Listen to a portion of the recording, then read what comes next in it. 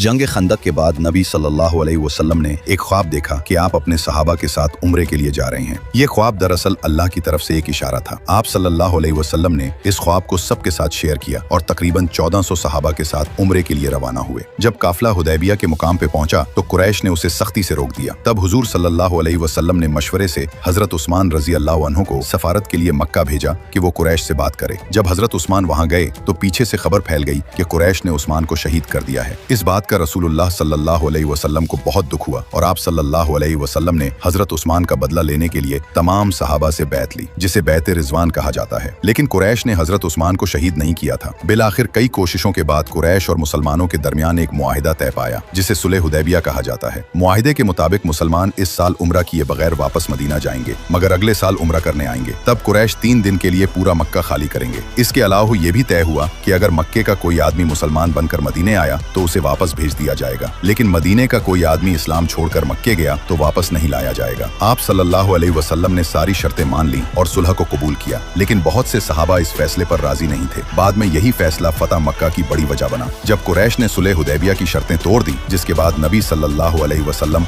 10,000 के लश्कर के साथ मक्का में दाखिल हुए। सब्सक्राइब।